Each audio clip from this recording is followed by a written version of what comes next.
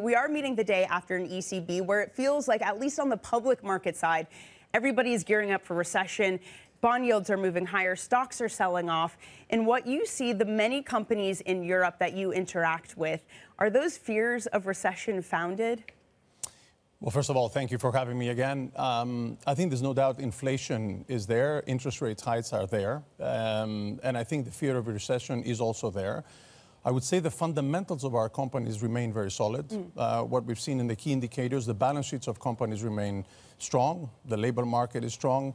So overall, for now, we're not seeing that recession, but I think we're bracing ourselves, especially in the European side, and certainly in this country, where all the expectations is that the impact of food, energy, interest rates, etc., will impact the business. So we're bracing ourselves for that. What does it look to brace for a recession? How do you prepare for that and prepare your portfolio companies for that? You make sure that your cost structure is in a way that you actually can sustain a drop in on the top line, on the revenues.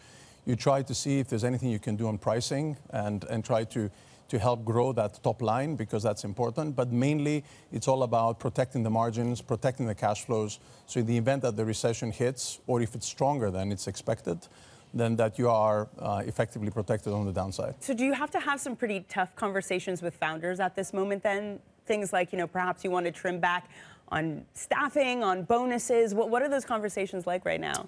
We're having tough conversations with our management teams and with the CEOs of our companies, because, of course, when they prepare their budget for next year, they themselves, of course, are not sure how the world is going to look like. So, yes, we have to have some buffers when it comes to staff costs, as you correctly say, wage increases, which are inevitable in an environment of inflation, right. And anything else that we can have in order to make sure we maintain the cost structure as lean as we can. Do we need to think about Europe's business model differently? And I ask this because, yes, it's been a mild winter. The energy crisis hasn't been as bad as many people had feared, but so much of Europe industry was dependent on cheap energy sources from Russia. If that's gone, does the competitiveness of corporate Europe, does it take on a different form? It's undoubtedly the energy costs are higher, and we're forecasting higher also in energy costs for next year. I think the competitiveness, unfortunately, has been impacted for Europe, and we see it more exactly as you say in our European portfolio than in our US portfolio, where Europe has been harder hit by the energy crisis. How sustainable it's going to be and how long this is going to last, we don't know, but certainly for 2023 and maybe even for 2024, we're expecting higher energy costs. Some of our companies have hedged their energy costs, and that has benefited them. But I think the expectation is that Europe will be hit harder. I know when we last talked in summer at the Super Investor Conference in Berlin, we talked about this idea that the valuations, any of that fall, hadn't exactly shown up yet because there was this hesitance to actually sell in what's a difficult market. Has that shown up yet? What do valuations look like for the industry? Are they, again, under as much stress as this public market is, for example? So valuations have come down. The interest rates increases, by definition, have resulted in valuations coming down. We've seen it more in the public markets so far than in the private markets. You've seen the S&P 500 being down almost 15% since the beginning of the year. Even Euro stocks as well has been down. We've seen PE multiples coming down between 4 and 5 turns in the public markets. They haven't yet translated exactly the same in the private markets today, but we are definitely seeing valuations coming down. What does that mean for deal flow? Are folks still hesitant to actually sell again and crystallize that sort of loss? They are. So a lot of that's why you've seen also the deal activity, especially private equity activity in 2022 being down more than 30%, because the sellers are sort of holding back for now because they don't want to sell in this environment. Buyers are still willing and able to do so, but you need both a seller's market as well. So the activity has been more subdued.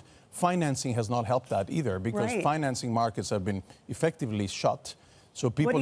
What do you do then? I mean, if you want to do a deal and you need financing and you can't turn to a bank, what's been the alternative? The alternative has been private credit. So if you see universally in 2022, most of the deals that were done have been financed with private credit. In some cases, you've seen some seller financing, some vendor loans. You've seen also minority deals happening so that there's no change of control and you don't need to refinance the debt. But private credit has been effectively the savior of the day. It's more expensive, but it has longer maturities, and it has no amortization, and effectively has been the only way today we could have financed transactions. I mean, Nikos, it is a tough environment you're describing. Talking about companies, proofing them for a recession, financing is difficult. But when you think about 2023, are you optimistic, Nikos? I am, actually. I am optimistic because I think inflation seems to be peaking. I think the central bank monetary policies seem to be, and I suspect it will cool off. I've also seen in similar periods of distress, like post-Lehman, for example, that quasi-closure did not last very long because the markets cannot afford to be closed for too long. The system cannot afford to be functioning, not to be functioning for too long. Banks need revenues. Investors need to deploy capital. And I've seen, as I said, the fundamentals, the key indicators of businesses and markets are there. You know, balance sheet are strong, labor market is strong, the capital markets are orderly, and there's a lot of liquidity in the system. So I would say pricing risk in this environment remains very difficult, and it needs that conviction and discipline. But I think in these times of uncertainty, we've seen in the past that the best opportunities come through. And also the fact that we've seen that both public and private markets have been very resilient. So, yes, I'm optimistic. Well, given that perhaps some folks out there are overly doom and gloom, valuations are coming down, where specifically are you seeing opportunities then that perhaps are underpriced in this current environment, if it is going to get better next year?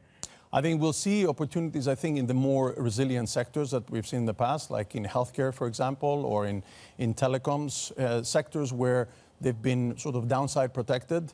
Probably less so the sectors that are more directly exposed to consumer, because the consumer has been hardly hit and most likely will continue to being so in 2023.